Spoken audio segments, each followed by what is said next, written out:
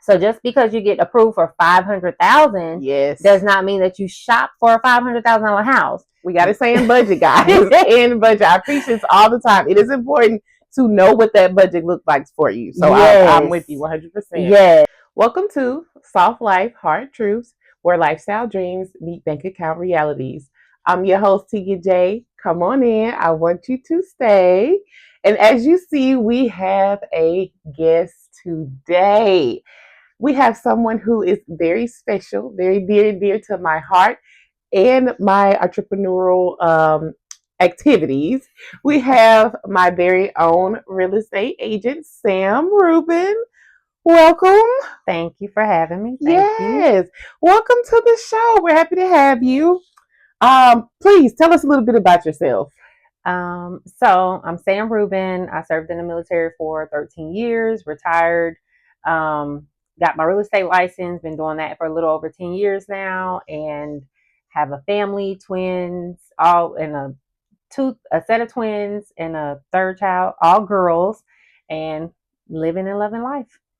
Okay. And don't be modest. Sam, throughout her career, has sold well over $50 million in homes. So she's not new to this. She is very true to this. So very happy to have you on, Sam. So on the show, our theme is soft life, soft living. So soft life here on the show is synonymous to just an easy life, an ideal life for you. What would that look like for you? What would be your definition of soft life? Ideal life for me would be to not have to work. No, no, that's true. I really would like to live off of passive income. Yes. I'm not there yet, but working my way towards it. So soft life to me would be living off of passive income from my real estate deals that I've done over the years, and enjoying life and only work when I want to, not have to. So absolutely, I'm with you on that. That is my ultimate goal. That is why I do the things I do, make the moves that I make, climb the heights that I'm climbing, is because ultimately I want passive income. I want to be able to do what I want to do with my time and not have to worry about money. So I'm with you. We're on the same page. Okay, so before we get into the topics, let me check in. How are y'all doing? How was your week? It's been crazy over here. How was your week? Long. Yeah. Same. So I hope you guys had a good week. If it was not good, hopefully it gets better. Hey, it's almost the weekend, so hang in there, guys. So, okay. So today is going to be centered around real estate education. Since we have Sam here today, we're going to ask questions and have topics all centered around real estate. So she's going to educate us, and we're going to learn a thing or two today. Okay. So first topic is the market, right? The market.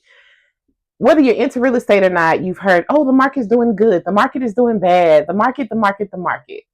For us newbies, right, who we've never bought a home before, we're not familiar with real estate, we're not familiar with watching interest rates or anything like that. Can you tell us and break it down very low level for us? What is the market? What is that?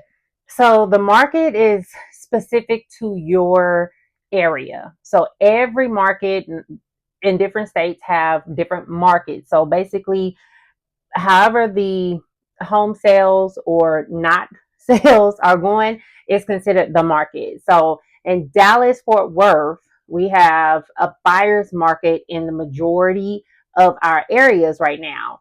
About a year or two ago, you were looking at a seller's market, but now we are currently in what we would call a buyer's market. So can you tell us what is the difference between a buyer's market and a seller's market? Just from hearing the term, we will automatically think that whichever market it is in is more in favor of whether I'm the buyer or the seller. So what does a buyer's market look like versus a seller's market? So in a buyer's market, you get more, when you're searching for real estate as a buyer, your terms favor you more. So example, you get closing costs covered. You can ask for a lot of repairs that you normally wouldn't get. You can pretty much ask them for a lot of things that you normally would not get in a seller's market. Mm. So we are now in a buyer's market, which favors buyers as far as purchasing the real estate goes. Interest rates, on the other hand, are not favorable for you right now, for some. But for people that have a balanced life, meaning that they bills are paid on time, their debt to income ratio is low, you can still buy and get a decent property even at the rates that they are right now. In a seller's market, the seller is in charge. So basically, you're going to do whatever the seller wants. So example, 2020, we had sellers getting $50,000 over asking, $100,000 over appraisal value. What that means is people were paying more for the house than what it was worth. So some of them are trying to sell right now, and it's not working in their favor because the market has shifted into a buyer's market. So as a buyer right now, you would not be paying $100,000 over asking or appraisal. You're going to pay what you want. So thank you for that. So it sounds like there are pros and cons to both depending on which end of the spectrum you are on. Yes, definitely. Just to share my personal experience, I bought my first home with Sam, and this was back in 2018. Mm-hmm. And when we purchased the home that I have, the first one, it was a seller's market. Yes. I remember, because we would look at home after home, and before we could even put in a bid, the house was already off the market. Somebody had put in an offer that was immediately accepted. Yeah. And so we'll get more into the home buying process, but that made it very difficult as a buyer. So that was a seller's market. And so in order for me to even get the home that I have, we end up having to do what is called a blind bid. That's what it's called, right? A blind bid. So what that in essence was, I saw the pictures on the system that's called the MLS, and I just said, hey Sam, let's just go for it. So I had to put in an offer. I didn't even get to see the home. The offer was accepted. And after the offer was accepted, I was able to go in and view the home. Very risky, but we'll get more into that. But hey, I had to do what I had to do in the seller's market. It was rough out there, so I felt very blessed and lucky to even get that.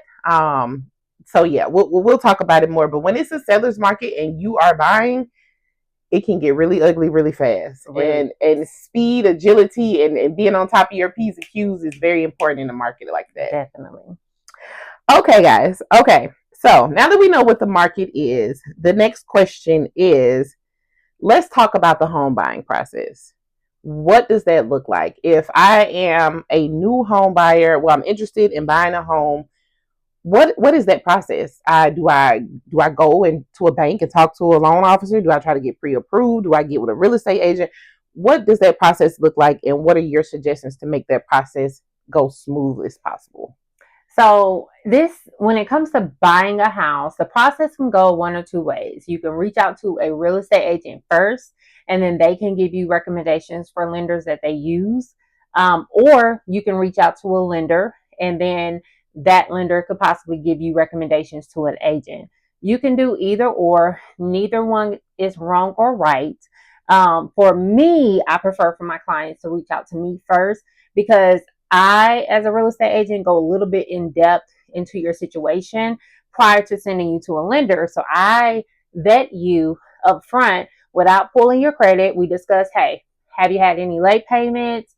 What is your current credit score that you see online? A lot of places are giving FICO scores now for free. So it's easy for you to go on Capital One or Discover, things like that, to check your FICO score now. And once you tell me that score, I'm like, oh, you might qualify with this lender because your score is at 580.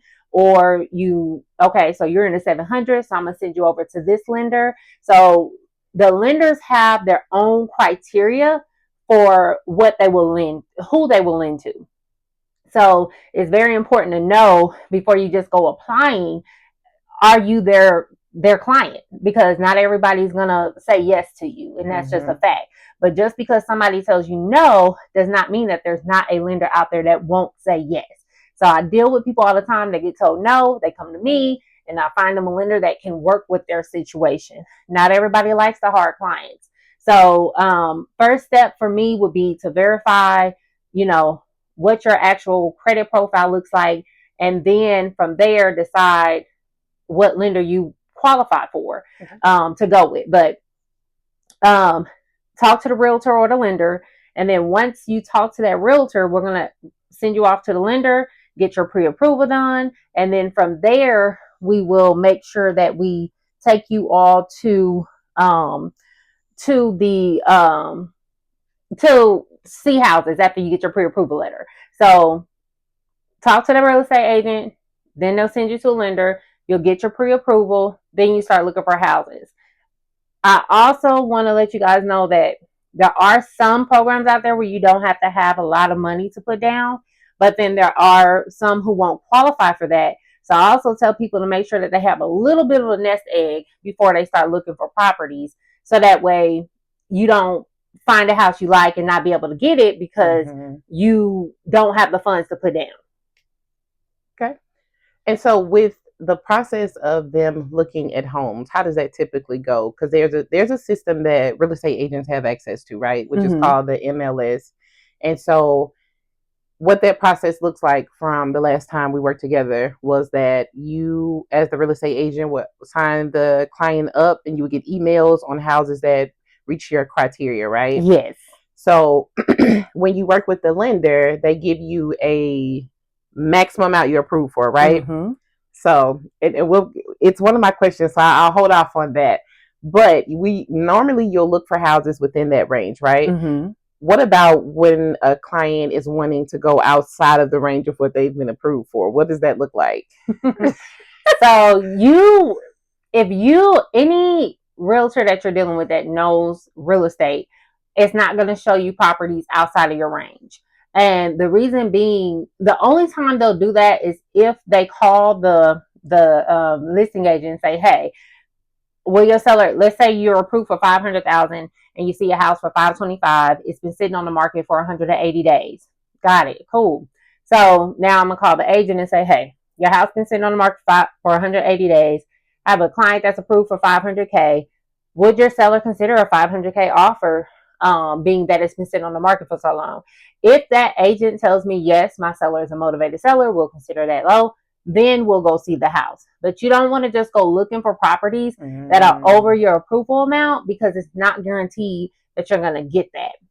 Now, the other thing is you want to make sure that your budget that you're willing to pay monthly is what you're searching for. So just because you get approved for $500,000 does not mean that you shop for a $500,000 house. We got to stay in budget, guys.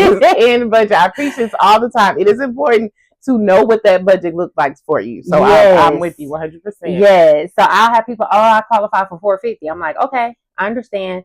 But what is it that you're willing to pay? Well, $2,500. Well, guess what?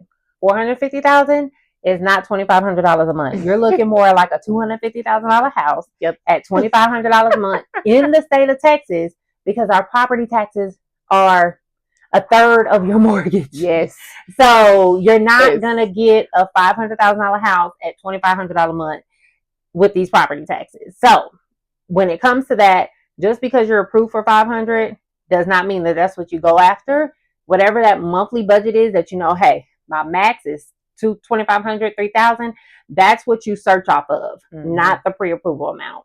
Absolutely. It's important, guys. You have to sit down and look at your budget, look at your finances. You need to know what you can and can't afford. And a good measure of that is, what are you paying right now for rent? Where do you live now? If you're paying $1,500 for rent and that is a stretch, well, then we know $1,500 should be the absolute max for you. So then we work backwards. You work with your real estate agent. We'll see what that equates to as the total price of the property. So you guys, it's very important to consider your budget.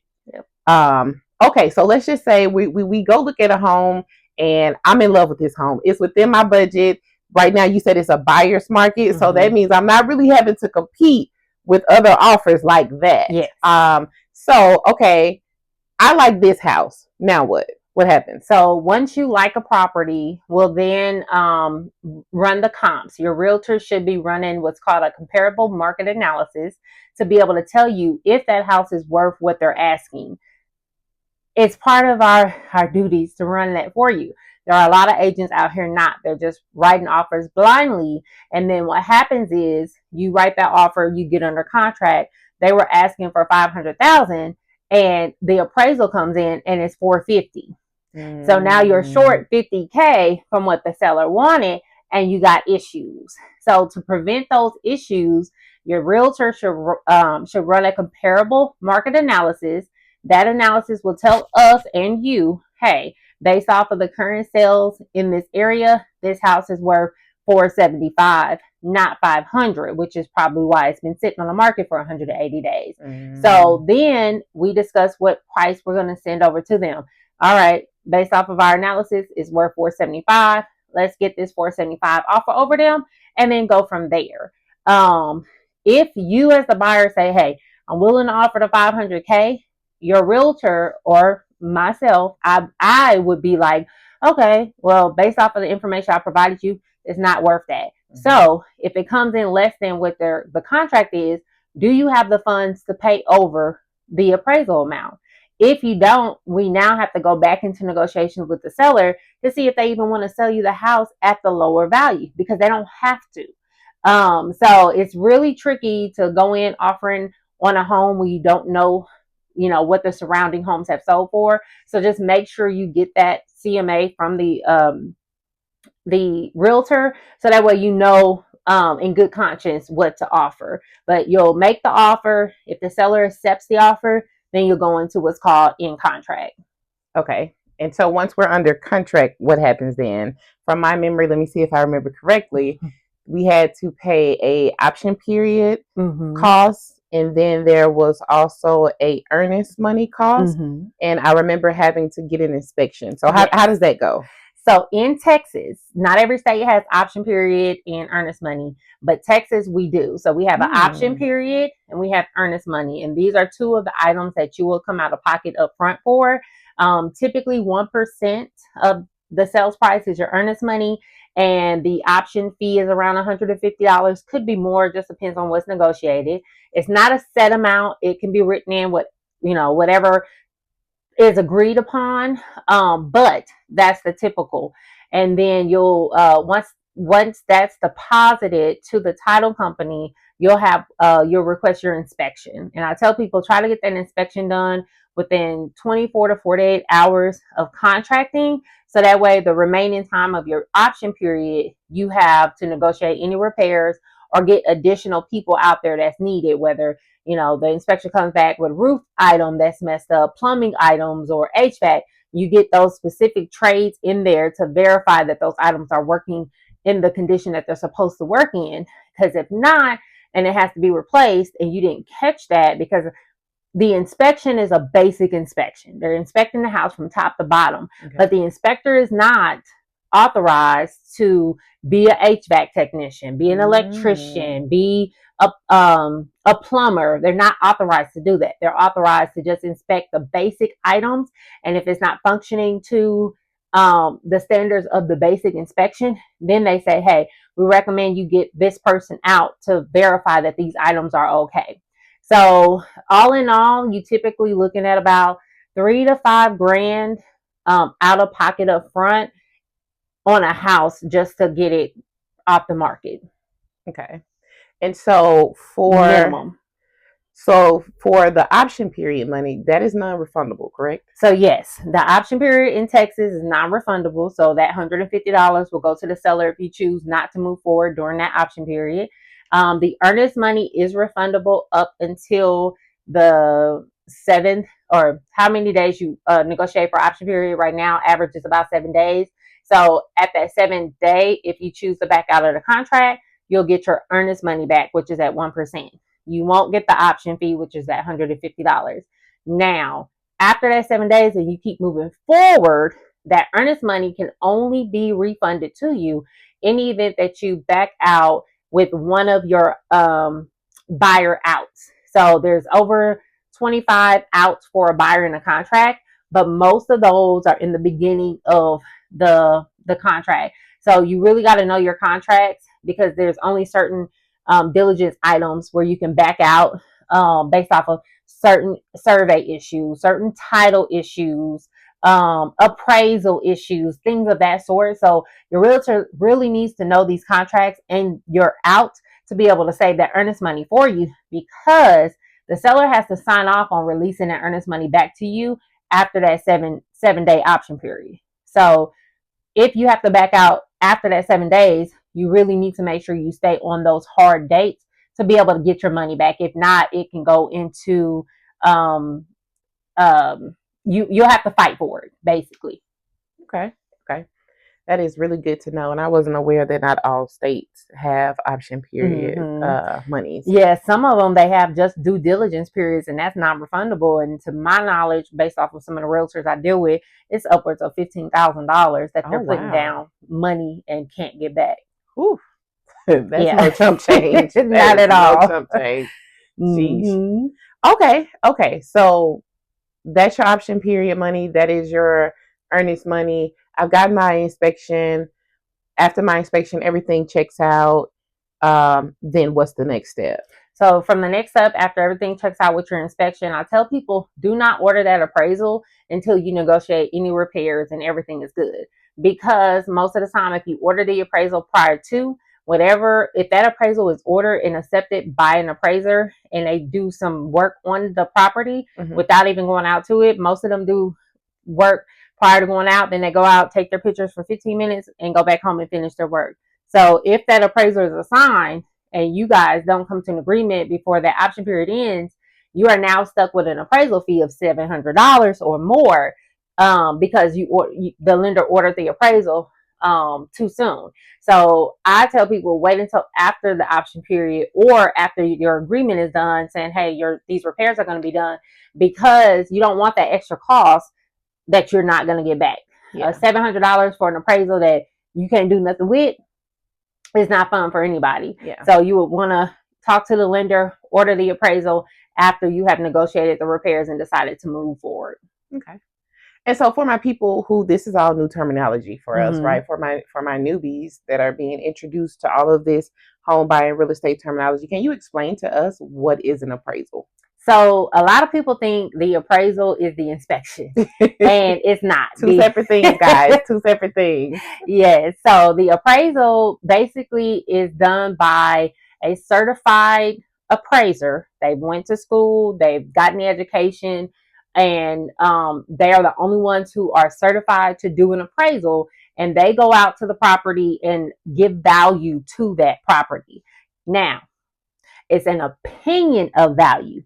It's not actual or factual. And the reason why I say that is because people be like, oh, well, I think the house is worth this. And yeah, you can think that. And my numbers that I come up with will be different than the numbers of the appraiser, possibly based off of the comparables in that area that we choose. So there can be 10 comparables in that neighborhood. We only need 3 out of the 10. So whichever 3 out of the 10 I choose, my number might be one thing, but when the appraiser does theirs, they can choose 3 or 4 out of that neighborhood, and their number comes up as one thing. And we might not even choose the same properties, which is why those numbers come up different. I'm going to give you an example. I had an appraisal done on my mom's house when I was going to buy it years ago. We had a conventional appraisal done, an FHA appraisal done, and a VA appraisal done. And I did it just to test my theory on things. And this was early on in my career. And each appraisal came in at a different amount. And they were all off about $5,000 to $10,000. So when you hear people like, oh, the appraisal is going to come in low, or it's not that it's low. It's just that that's what the appraiser got based off of the numbers that they pulled from the houses that they chose to use to give value to the property. Okay. That makes sense. So overall, guys, the appraisal is a process that has to take place where a value is placed on the home, right? Based on the comps, like you said, and based on different things in the home, such as the material it's made out of, what really impacts an appraisal? Square footage. The biggest thing that impacted is the square footage, the lot size, your bathroom, the updates that's done in the home. Okay. I've had people like, oh, I got a brand new roof and brand new HVAC. So that's part of the house. It's required. So it's not like you're going to get your $30,000 that you spent on that new roof back just because you put a new roof on the home. It doesn't work like that. So the things that they take into consideration with value more is your updates. What have you done to the kitchen? What have you done to the bathrooms? What type of flooring do you have? Is it carpet or is it laminate or is it hardwood flooring? Things of that sort affect your appraisal value better. Okay, that makes sense.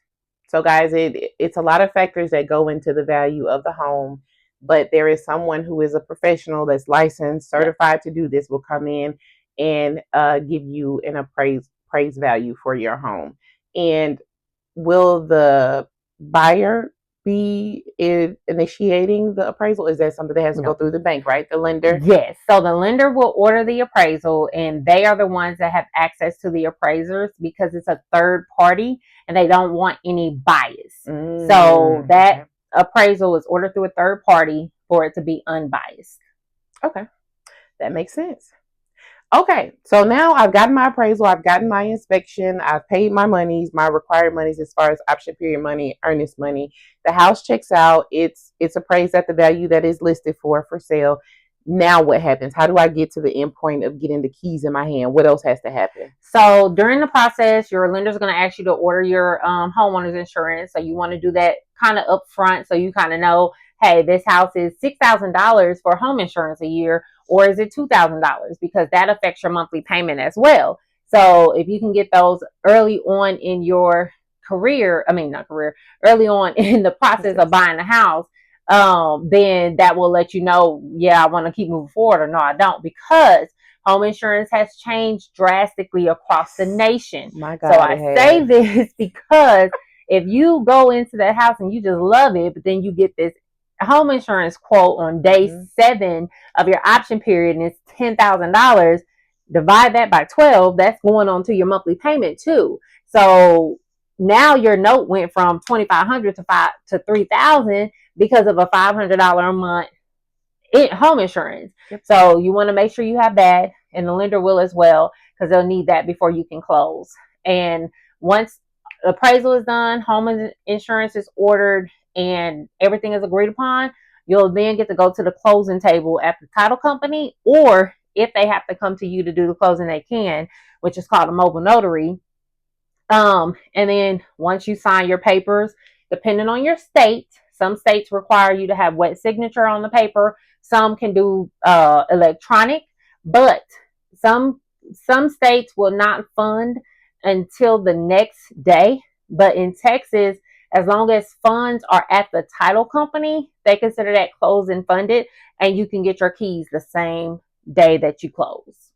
Okay. And so will I know, I should know my closing costs before I get to the closing table. So there will be communication between my lender and my real estate agent, ensuring that I know exactly how much I have to bring to the table. Yes. The lenders actually have what's called TRID. TRID is where, don't ask me what it stands for right now. Oh, Truth in Lending Disclosure. I think that's what it is. Truth in Lending Disclosure. But they call it TRID.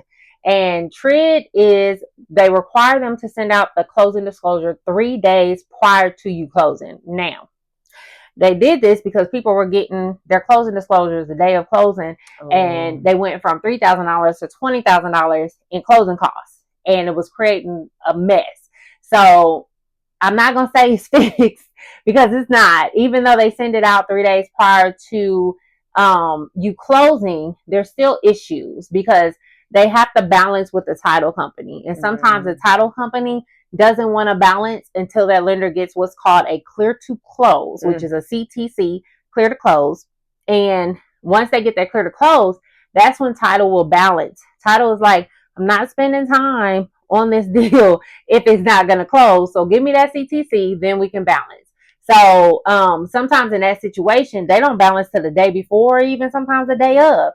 So it's supposed to be as close as possible to what you're bringing to the table. And there's a certain number that they cannot go over. And if it is, they have to either restart it over or the lender has to eat the cost of the overage. So the 3-day waiting rule helps you as a buyer, but it's not going to be factual until they get that CTC imbalance with the title company.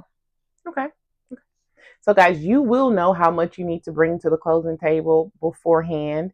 And so you will have enough time to go and get your affairs in orders as far as getting that money, because you cannot bring a cash. You cannot bring cash, right? No. It is check or cash. So some are not even allowing checks unless it's under a certain amount.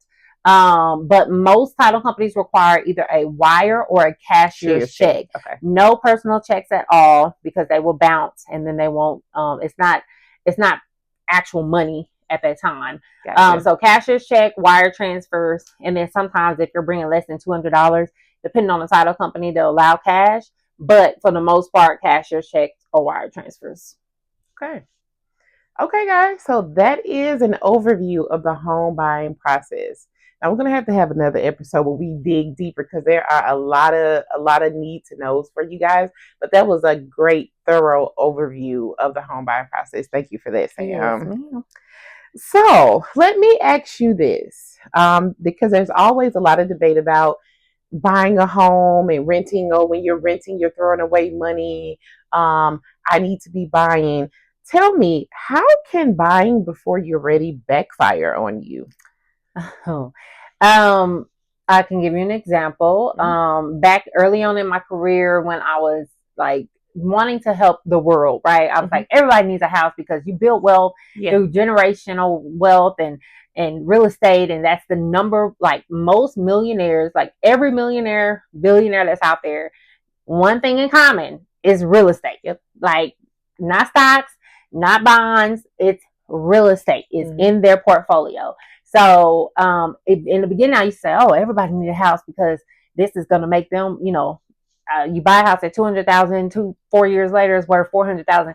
That's $200,000 in equity that you can put in your pocket or use it for, different things in your life. And I was just wanting to put anybody in a house that was like, hey, I'm ready to buy a home. But about 2 years into it, I was like, everybody don't need a home. If your mental and your mindset is not prepared to take on these responsibilities, you don't need it.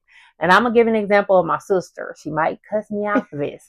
But my sister bought her first house with me. Okay. I can't remember how old she was, but she was in 20s. Okay. And it was a new construction. Her light went out in one of the light bulbs. And she called me and she said, hey, sis, who do I need to call to change this light? So I'm like, what do you mean? What do you mean? And she's like, well, in my apartments, we call the maintenance guy and they would come and change the light. And I'm like, this ain't no apartment, boo. This is your house and you're responsible now. Yes. So I had to let her know, like, girl, you're responsible for everything now, not nobody else. So you go to Dollar Store, get your light bulb and call it a day.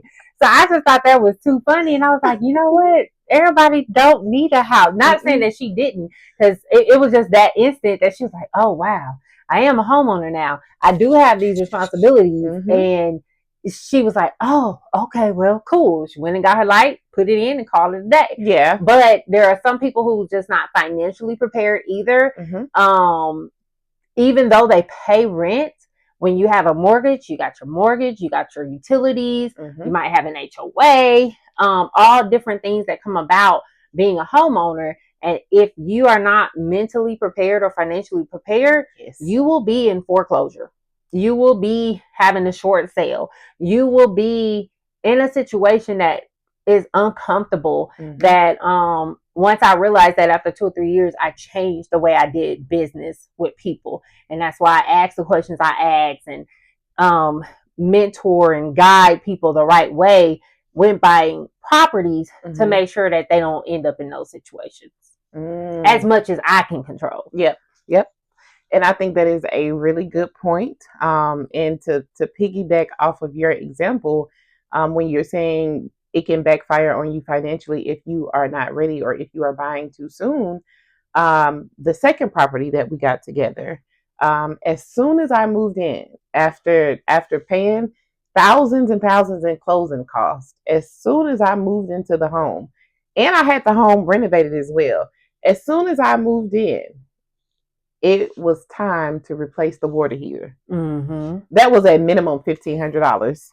I mean, I wasn't able to take a shower in here on day one because there was brown stuff in the water. Quickly found out you need a new hot water heater.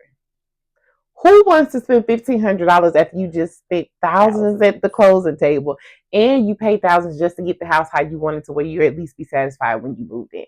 Yeah. You have to be prepared. So you may see your peers buying, you may see people around you, everybody's, oh, real estate, buying homes is where it is. You don't want to throw away your money, blah, blah, but you have to make sure that you're ready. You can't go based off of what others are doing or what you see your peers doing. You have to be ready or it will backfire. Just like you said, it will. And we don't want that. Okay. Mm-hmm. So it's best to just take your time, prepare, educate yourself on the process, stack your money how you need to. Yes. Which goes in line with what we're talking about now. We've heard the term over and over, house poor. Before I even bought a home, I heard somebody say, you don't want to be house poor. You don't want to be house poor. You don't want. What is being house poor? And how does that happen? It happens with you not sticking to the budget. Okay. Yes. So house poor is where all you can do is pay your bills and you have no money for anything else. So your mortgage is basically not just the mortgage, your entire bills from the property is just having you poor to not be able to do anything else. Yeah. So let's say you have a $5,000 a month check. Your house note is $2,500. People use the 30% of there's a formula out there where people say, oh, you only want your mortgage payment or your house payment to be 30% of your income.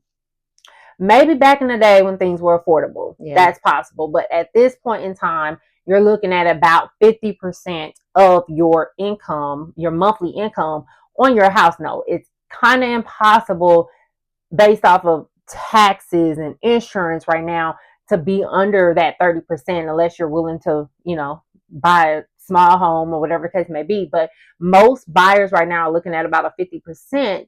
So $2,500 off of a $5,000 income is going towards their mortgage. Now they got utilities. So your light bill is $350. Your water bill is $200. Then you got cable and whatever other amenities that you have in your home, internet. And now you went from a $2,500 mortgage to now you're at $4,000 on total household going out. Now you have $1,000 left. That leaves your car note, your car insurance, and whatever else. So that's considered house poor, where you don't have enough money left over to just be free money to either go into savings or other investments. So guys, we don't want to be house poor, okay? It all ties together.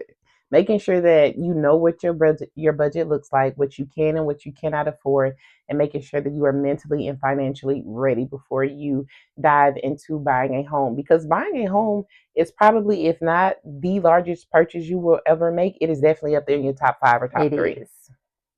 I haven't purchased anything more expensive than property. So this is probably going to be your largest purchase. So you want to make sure that you're ready and that if something pops up, you can comfortably handle that. Definitely. Okay, so we're going to get into the finance column. The finance column, it all ties together here. So credit typically reflects your past, but it also impacts your future. Can you tell us just how important credit is when it comes to home buying?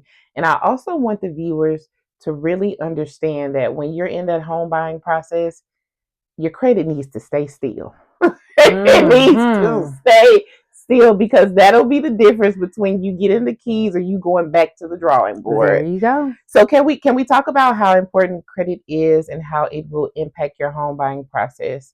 And if there's any do nots that they need to be aware of, can we tackle that really quickly? Definitely. So credit is unfortunately king. People are like, oh, cash is king. No. You cannot do anything in this world without credit. They got to run your credit for your light bills. They got to run your credit for your water bill. They got to run your credit for the house. They got to run your credit. It just got to be ran with everything. So if people are cash is king, no, credit is king. If your credit is poor, it doesn't have to stay that way. There are ways to fix it. It is. But It's always going to be harder for you when it is less than average, unfortunately. So at this time, I hate that they didn't teach us financial literacy in elementary, middle school, high school. You learn it once you get out and you start working and have in the real world. But financial literacy is the most important thing that you can put into your life right now. Absolutely. And keep it in your life. Don't just have it there and let it go. Keep it. So once your credit gets to the point where it needs to be able to buy a home, 580 minimum with most lenders, but that's the bare minimum with most lenders without you having to put down a lot of money. 620 or higher is about average. 640 or higher is better. So typically you will want to be in the 640 or higher range to get the better interest rate, the better deals, possibly down payment assistance, things of that sort. But you can buy at 580 and above. Now, it's going to be harder for you. Sometimes those go into what's called a manual underwrite and things like that, and they're going to be real nitpicky about everything that's coming out of your account. Klarna, Afterpay, and all these other things y'all putting on.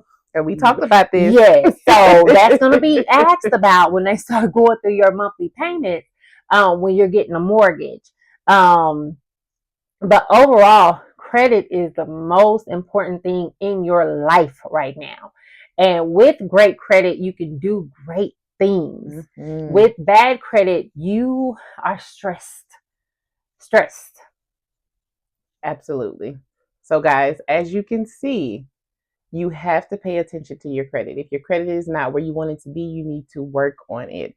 And you don't always have to go out and buy people's programs or work with credit analysts.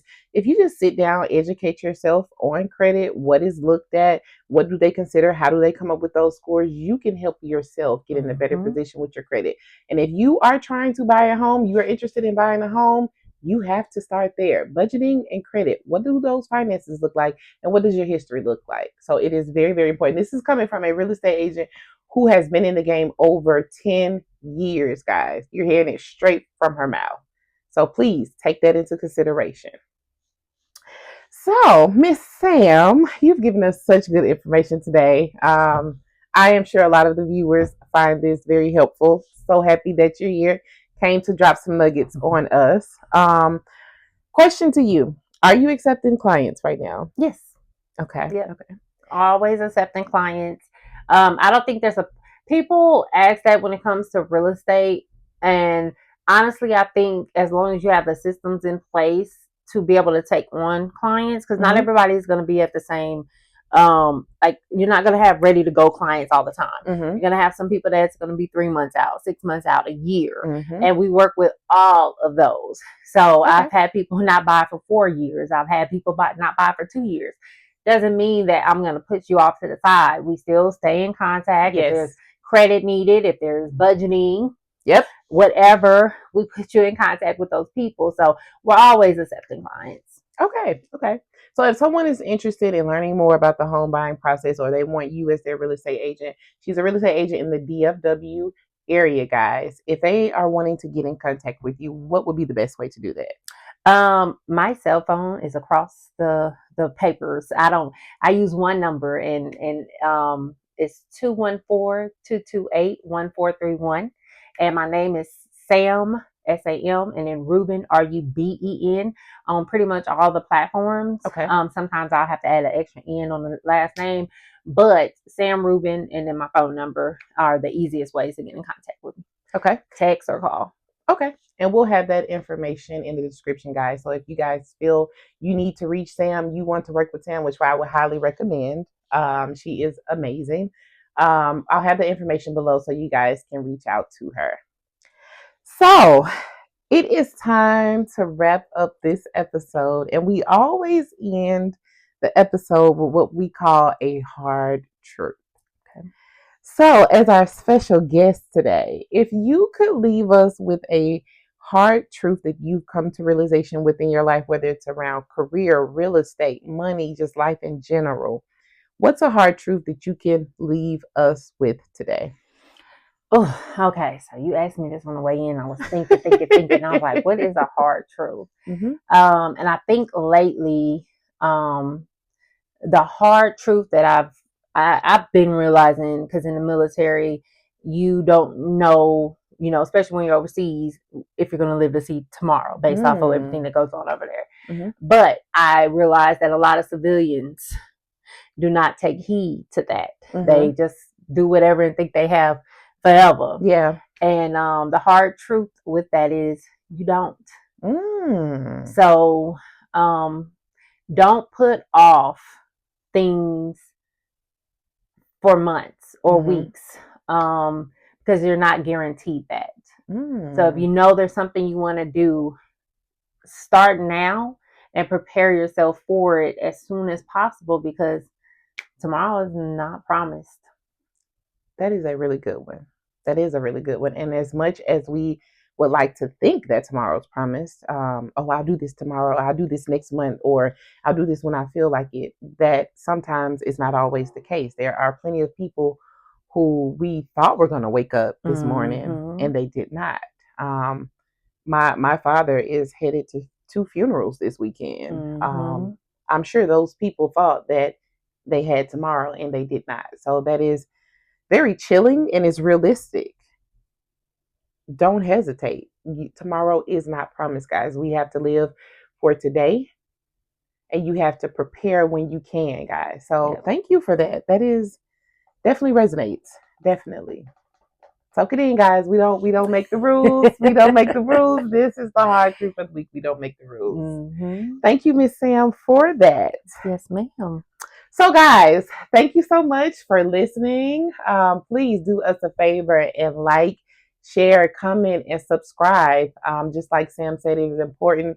Financial literacy is important, and this is a podcast that is centered around financial literacy. That is heavy for us. That every topic, if you've noticed, relates back to finances. We're here to shine light on financial literacy and the lack thereof. So, guys, please share this with your friends, family. Like, comment, subscribe, and please reach out to Sam. She is accepting clients. If you are in the process of buying a house, think you want to buy a house, just want to see where you are with things, reach out to Sam. She will help you. She is amazing. I haven't worked with anyone else for real estate besides Sam. She is truly the best. Thank you. Yes. And we'll have her information below. So we've come to the part where we have to toast. Please grab your glass. We'll toast together. Yes. And so we will toast to you guys. Thank you. Thank you for tuning in. Here's to softer living and truths that set you free. See you guys.